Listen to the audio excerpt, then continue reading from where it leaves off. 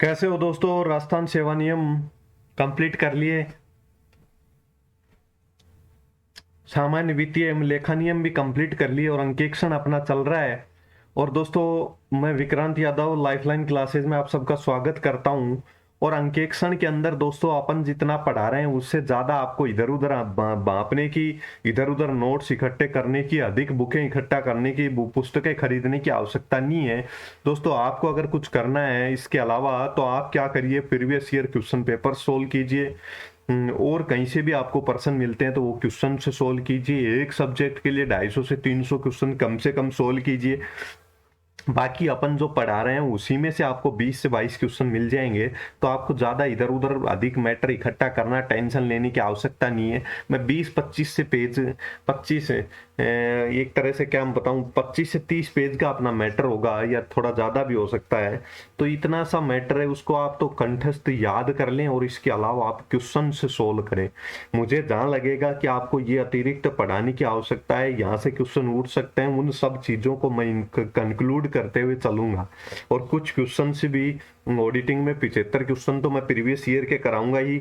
उसके अलावा मैं अंकेक्षण से संबंधित जो सामान्य प्रश्न फर्स्ट ग्रेड के एग्जाम में पूछे गए वो भी आपको कराऊंगा। और किसी भी एग्जाम के अंतर्गत ऑडिटिंग से संबंधित कोई क्वेश्चन पूछे गए हैं तो वो भी मैं आपके लिए लाने का प्रयास करूंगा। अब दोस्तों, अंकेक्षण का अपना एक टॉपिक कंप्लीट हो जाएगा आज की क्लास के बाद में।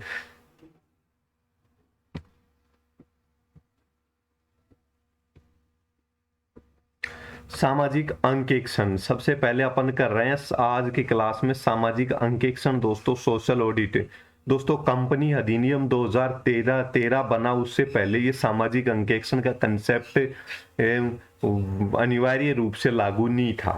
कंपनी अधिनियम 2013 में धारा 135 में क्या किया गया, कॉरपोरेट सोशल रिस्पॉन्सिबिलिटी प्रारंभ की गई।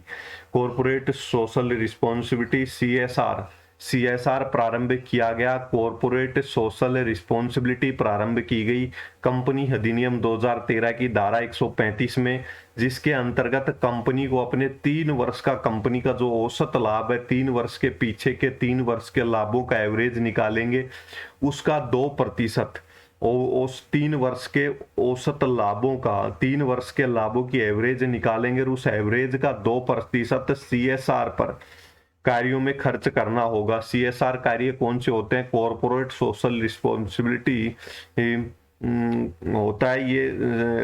तो दोस्तों, ये क्या होता है, एक सामाजिक दायित्व बना दिया गया है कंपनियों का कि कॉरपोरेट सोशल रिस्पॉन्सिबिलिटी, सामाजिक उत्तरदायित्व, कॉरपोरेट का सामाजिक उत्तरदायित्व तय कर दिया गया, सीएसआर तय कर दिया गया।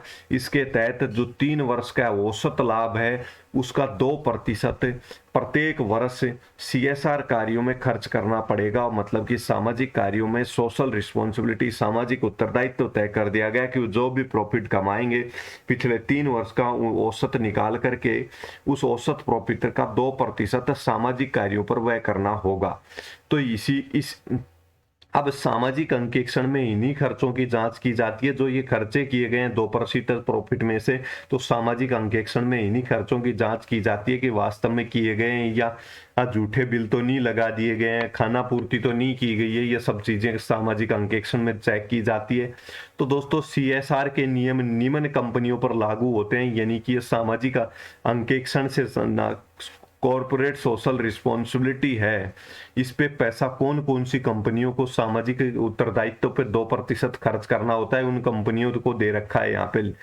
नेट प्रॉफिट, जिस कंपनी का भी प्रॉफिट 5 करोड़ या इससे अधिक होगा उस कंपनी को सीएसआर पर पैसा खर्च करना पड़ेगा, कॉरपोरेट सोशल रिस्पॉन्सिबिलिटी पर पैसा खर्च करना पड़ेगा।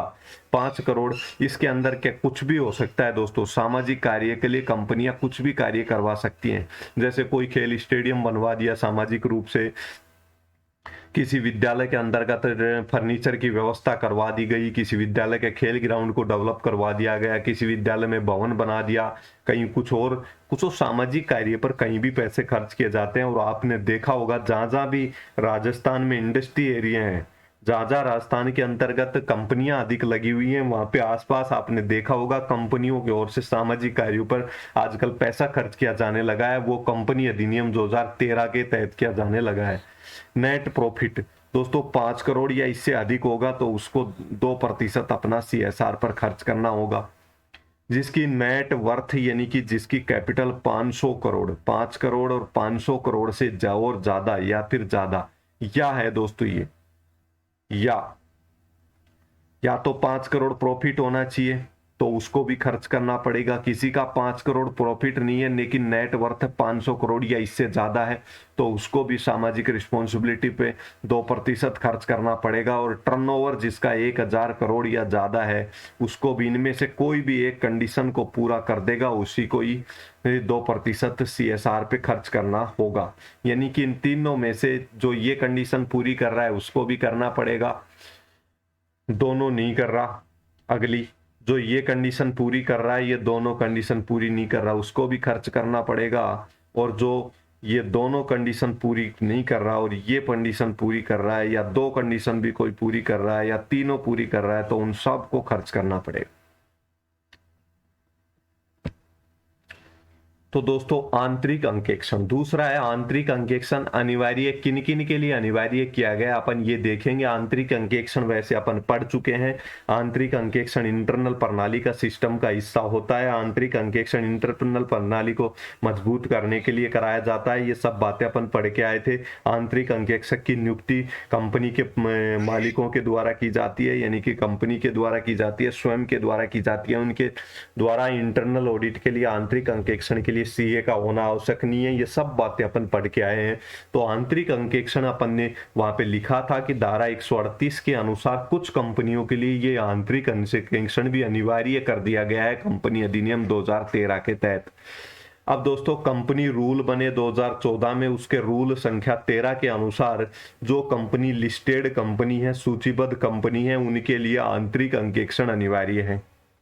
अब दोस्तों ये सूचीबद्ध कंपनी क्या होती है, जिनके शेयर्स का, ध्यान से सुनना दोस्तों, लिस्टेड कंपनी क्या होती है, सूचीबद्ध कंपनी क्या होती है, जिनके शेयर्स का क्रय विक्रय, जिन कंपनियों के शेयर्स का क्रय विक्रय शेयर बाजार के अंदर होता है। जैसे शेयर बाजार बंबई में है, नेशनल स्टॉक एक्सचेंज भी है, उन सब जो भी अपने हिंदुस्तान में या किसी भी जगह पे कोई शेयर बाजार है, उनमें जिन कंपनियों के शेयरों का, अंशों का क्रय विक्रय होता है वो सूचीबद्ध कंपनी कहलाती हैं। तो जिनके अंशों का, शेयरों का, अंश हिंदी का शब्द हो गया, शेयर इंग्लिश का, अंशों का। दोस्तों ध्यान से सुनना, लिस्टेड कंपनी कौन सी है, सूचीबद्ध कंपनी कौन, किस कंपनी को कहेंगे अपन, जिनके शेयरों का क्रय विक्रय सूचीबद्ध होता है। कहाँ पे, शेयर बाजार में। शेयर बाजार में जिन कंपनियों के शेयरों का क्रय विक्रय किया जाता है, उन सभी कंपनियों को क्या करना पड़ेगा, आंतरिक अंकेक्षण करवाना अनिवार्य है। यह किसके तहत, 138 के धारा, कंपनी अधिनियम 2013 की धारा 138 के तहत, और कंपनी रूल 2014 के रूल संख्या 13 के तहत इनको क्या करवाना होगा, आंतरिक अंकेक्षण करवाना होगा। अनलिस्टेड कंपनी ऐसी कंपनी जो असूचीबद्ध कंपनी है, जिनका पंजीकरण नहीं कराया गया है। दोस्तों ये पंजीकरण, सूचीबद्ध कंपनी, ये लिस्टेड और अनलिस्टेड कंपनी, असूचीबद्ध कंपनी और सूचीबद्ध कंपनी, ये पब्लिक कंपनी के प्रकार हैं।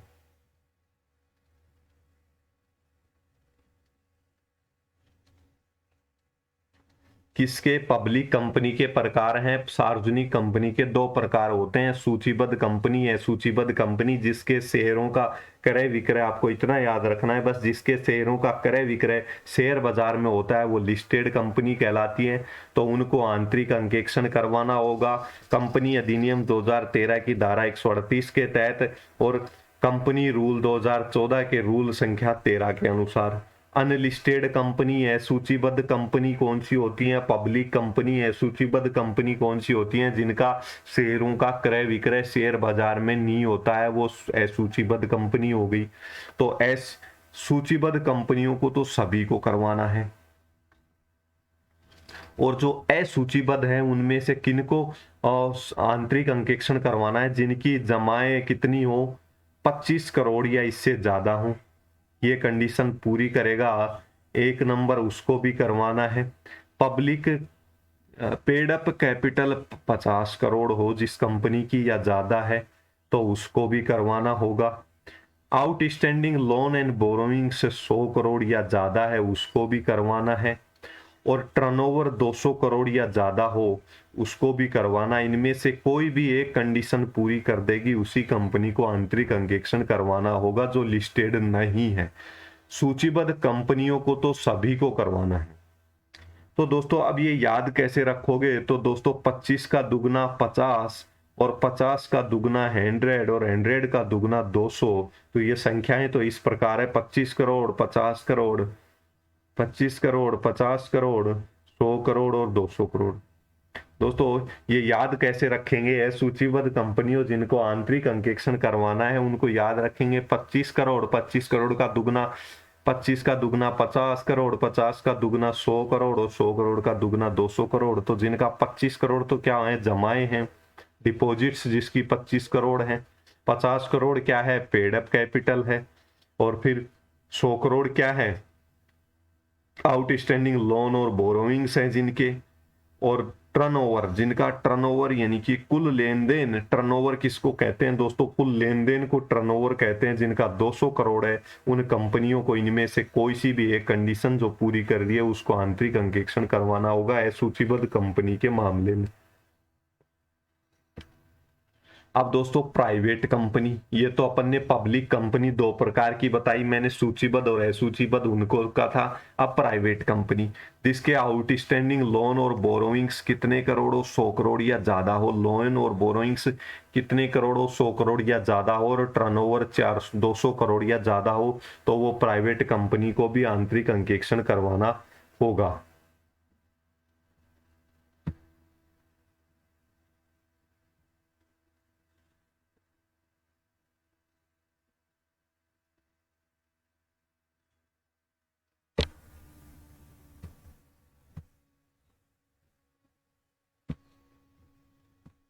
अब तीसरा है दोस्तों सेक्रेटरियल ऑडिट। सेक्रेटरियल ऑडिट किन के लिए, कौन सी कंपनियों के लिए ये सेक्रेटरियल ऑडिट आवश्यक है। ये सेक्रेटरियल ऑडिट होती क्या है, ये मैंने समझाया था, एक बार वापस से समझा रहा हूं। सेक्रेटरियल ऑडिट होती क्या है दोस्तों, जब कोई कंपनी है, मान लीजिए कोई कंपनी है, तो उस कंपनी पर बहुत सारे कानून लागू होते हैं। भारतीय लेबर एक्ट भी लागू होता है, इंडियन लेबर एक्ट भी लागू होता है, इंडियन नेगोशिएबल एक्ट के संबंध में भी होता है, कंपनी अधिनियम भी लागू होता है। उन पर जितने भी कानून लागू हो रहे हैं उन कानूनों का सही प्रकार से पालन किया जा रहा है या नहीं किया जा रहा है, उन औपचारिकताओं को पूरा किया जा रहा है या नहीं किया जा रहा है, वो सेक्रेटरियल ऑडिट देखी जाती है। ये सीएस के द्वारा करवाई जाती है, सीएस कंपनी सेक्रेटरी के द्वारा की जाती है।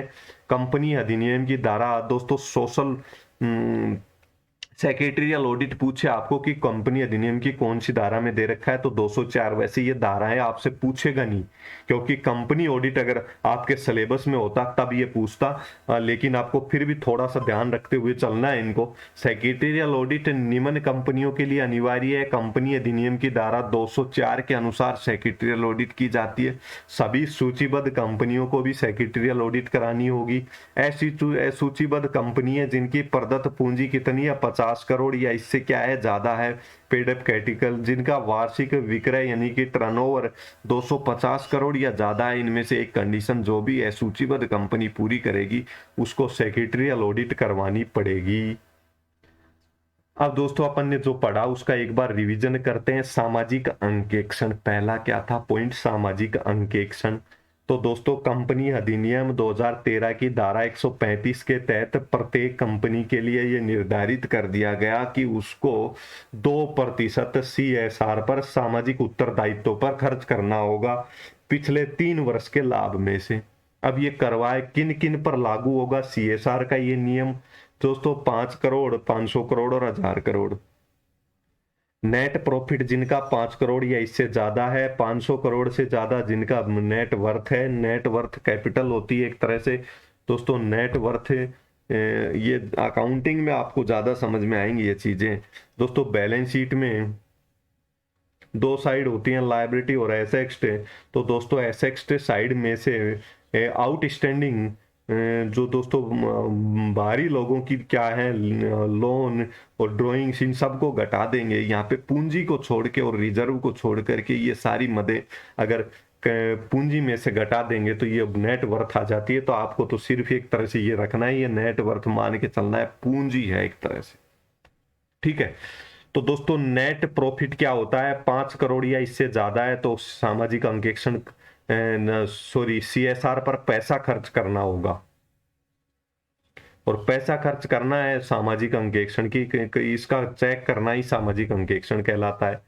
नेट वर्थ 500 करोड़ और 1000 करोड़ जिनका टर्नओवर है, यानी कि कुल लेन देन जिस पूरे कंपनी का 5 साल में पैसे का पूरा रोटेशन जो घूमा है वो 1000 करोड़ से ज्यादा है, तो ये तीनों चीजों में से एक भी कंडीशन पूरी करेगा, सामाजिक अंकेक्षण करवाना होगा।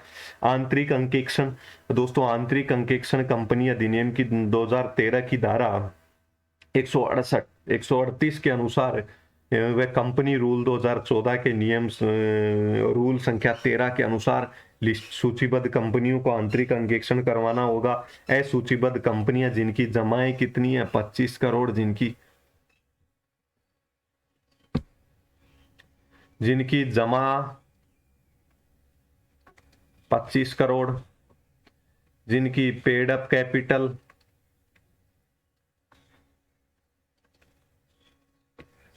कैपिटल या बोल रहे नेट वर्थ।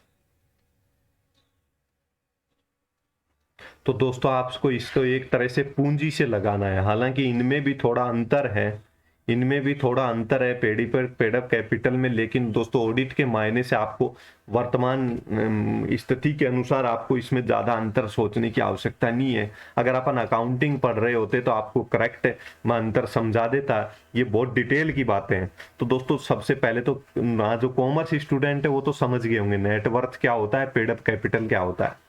तो दोस्तों पेड अप कैपिटल है ना वो या नेटवर्थ, तो दोस्तों जमाएं जिसकी 25 करोड़ से ज्यादा हो, यानी कि ये क्या होता है डिपॉजिट्स, और पेड अप कैपिटल जिसकी 50 करोड़ से ज्यादा हो, और जिसके 100 करोड़ से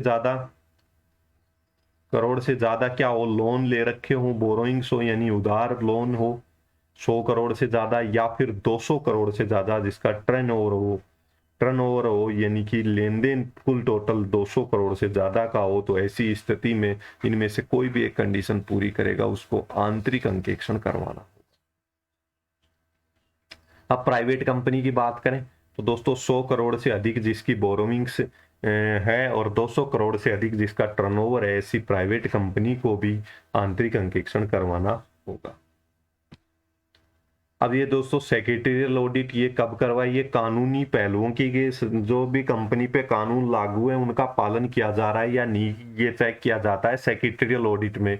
निम्न कंपनियों के लिए ये अनिवार्य है। कंपनी अधिनियम की धारा 204 के अनुसार सभी सूचीबद्ध कंपनियों के लिए, असूचीबद्ध कंपनियों के लिए सेक्रेटरियल ऑडिट जिनका 50 करोड़ या ज्यादा से पेड अप कैपिटल है जिनकी, और 250 करोड़ जिनका वार्षिक विक्रय यानी कि एक तरह से टर्नओवर है, उनको करवानी होती है। तो दोस्तों आज की क्लास में इतना ही देखेंगे और अपना एक टॉपिक समाप्त तो हो गया है। और आपको जहाँ कहीं भी प्रॉब्लम हो, किसी भी बात को वापस से समझाना हो, आपको समझ में नहीं आ रही हो, तो दोस्तों कमेंट बॉक्स में कमेंट में करके बताना कि सर हमें ये वापस से समझाओ, तो मैं नेक्स्ट क्लास में आपके को समझा दूंगा।